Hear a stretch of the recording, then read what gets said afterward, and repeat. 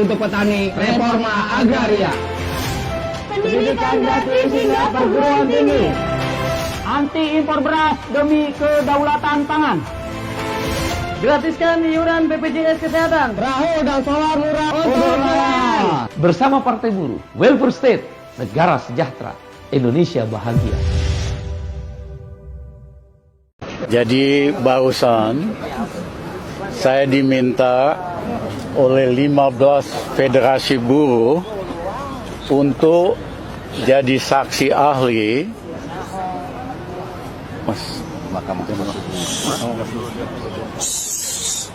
Dan berisik, untuk jadi saksi ahli judicial review tentang undang-undang Omnibus Law. Sebagai pembukaan, saya katakan di depan hakim, saya tahun 2019 pernah juga jadi saksi ahli atas nama Muhammadiyah dan tokoh-tokoh masyarakat untuk meminta pembatalan dari Undang-Undang Minerba yang merugikan rakyat dan bangsa kita. Pada waktu itu, permohonan kami disetujui, disepakati oleh hakim-hakim konstitusi, Undang-Undang Minerbanya dibatalkan. Nah, kami optimis kali ini dengan kehadiran kami, Mahkamah Konstitusi akan membuka hati dan pikirannya untuk kembali membatalkan Undang-Undang Omnibus Law.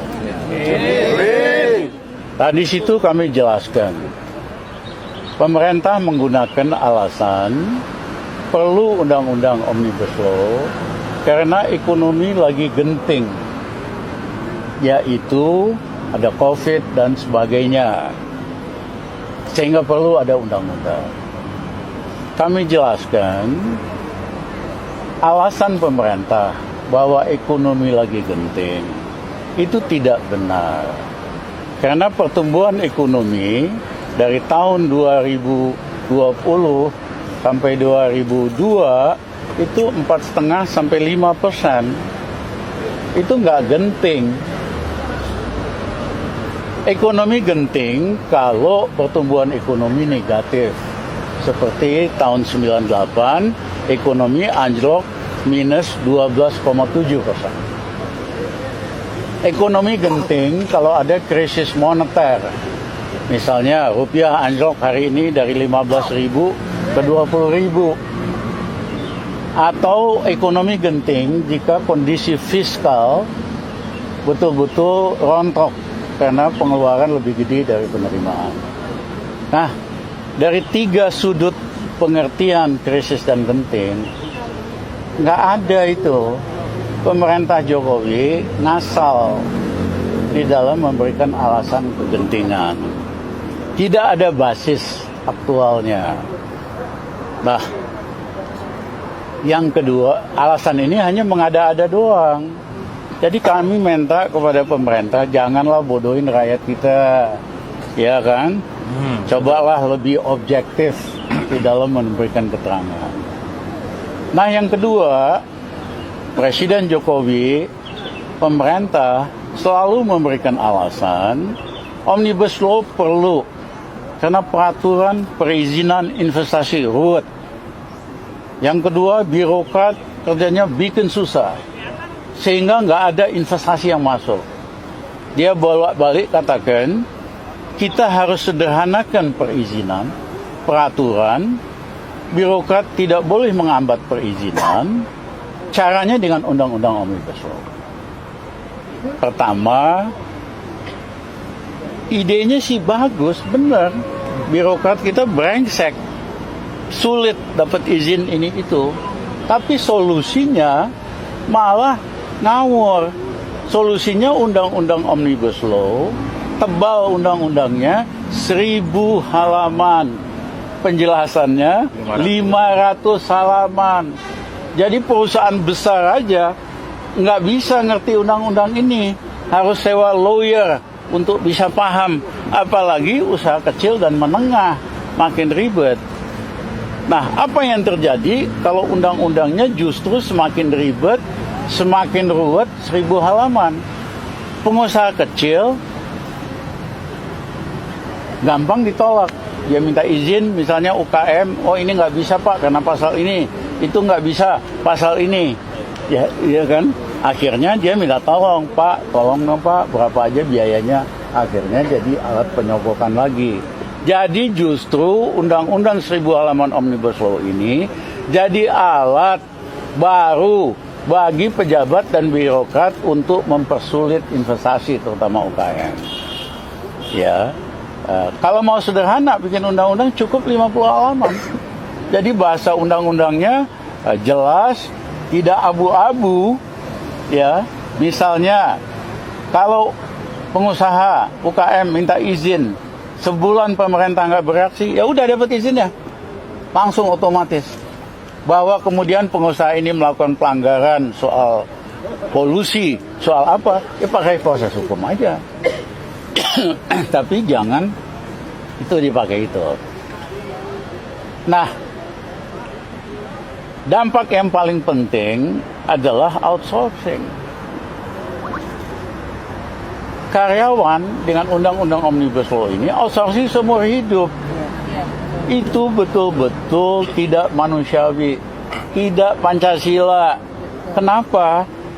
Pekerja baru ini masih muda, dia nggak tahu kepastian nasib dia dan keluarganya.